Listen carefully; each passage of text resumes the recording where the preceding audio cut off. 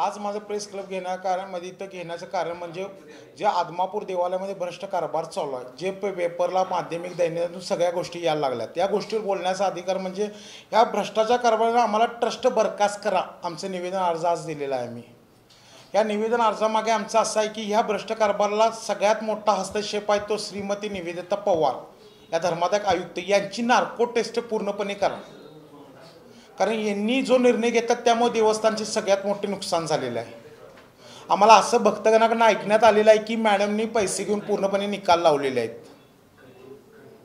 आमचं पूर्ण आरोप आहेत की नायकोडे साहेबांपासून खडके मॅडमपर्यंत जे काम चांगलं करत होती त्यांना काढून त्यांनी परत नवीन का रूपांतर करत आहेत। मग हे ट्रस्टच बरखास्त करा, कारण देवाच्या कारणीभूताला सगळे नामोनिशाण भक्तांच्या मनात वेगवेगळे प्रश्न निर्माण होत आहेत। आणि या गोष्टीसाठी आम्ही रविवारी मुदा तिकटा ते आदमापूर या मंदिरा परिसरात घंटानाथ मोर्चा पूर्णपणे घेत आहे। आम्ही त्या मोर्चेत पूर्णपणे आमची मागणी आहे की या ट्रस्ट बरखास्त करा, कारण वेळोवेळी पूर्ण या ट्रस्टमध्ये पूर्णपणे भ्रष्टाचार चालू आहेत।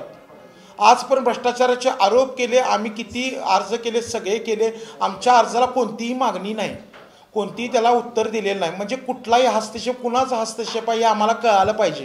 म्हणजे देव हा भक्ताचा आहे की कुणाचा आहे? नियम ट्रस्टच करतात, नियम ट्रस्टच मोडतात। मेंढक्यांना मान नाही, कुणाचं नाही। देव हा मेंढक्यांचा आहे का मोठ्या लोकांचा आहे हा त्यांनी मला उत्तर द्यावं।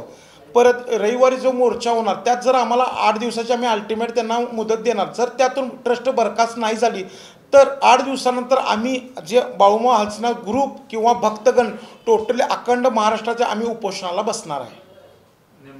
काय तुमचा आरोप आहे? कारण नेमकं काय भ्रष्टाचार झालाय? भ्रष्टाचार म्हणजे आता झाला तो परवा जमिनीचा पण आरोप आहे, त्याच्या मागे जो भ्रष्टाचार झाले हा पेपर दैनिकातून तुम्ही बघितला। हे बघा पुरावे, आतापर्यंत दवाखान्यात झालेले भ्रष्टाचार माझ्याकडे पुरावे आहेत। उसाची बिलं जी झाली ती त्यांच्या नावाने निघाले, ते मंदिरात पैसा झाला आहे। बकऱ्यांमध्ये पैसा जो खाल्ला जातो तो उत्पन्न कधीच दाखवला जात नाही।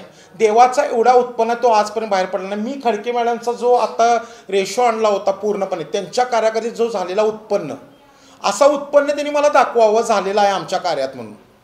वार्षिक 3.5-4 कोटीचे उत्पन्न दाखवलेलं आहेत मागे। मग मॅडमच्या कार्याकडे तो 3 महिन्याचं उत्पन्न दिसतोय, हो गेले पैसे कुठे? देवाच्या पेट्या ज्यावेळी आता जे नियम केले मॅडम आल्यानंतर, ते मी नियम का मोडत आहे? त्यांनी काय खात आहेत? म्हणजे कशासाठी? भ्रष्टाचार आरोप म्हणजे काय? यांच्याकडे आमच्याकडे काही प्रूफ आहेत, हे आम्ही उपोषणा दिवशी जाहीर करणार आहे सगळे। माझी इच्छा पूर्णपणे त्यांना माध्यमाशी सांगणे आहे की त्यांनी लवकरात लवकर हे सगळं सोडून बाहेर जावं, भ्रष्ट कारभार सोडून। जो ट्रस्टीतून त्यांचं जे मागण्या चालू आहेत, मग आम्हाला हे पाहिजे ते पाहिजे, ह्यांचेच पै पाहुणे का? एवढा कारभार भ्रष्ट होऊन सुद्धा ट्रस्टी त्यांना नेमणूक का करत आहेत? बाबासाहेब मगदुमांच्यावर कारवाई होती, चालू होती, त्यांच्याच मगदुमला सेक्रेटरी म्हणून का आणले संदीप मगदुमांना?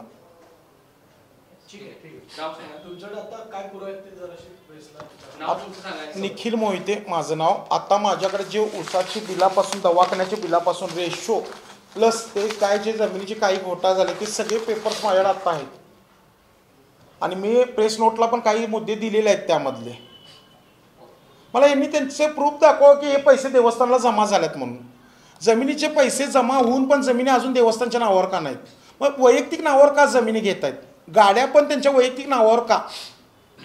मग मंदिर ह्यांचं आहे का? देवालय यांनी एकदा जाहीर करू देत तरी भक्तांसमोर आमचं मंदिर आहे म्हणून।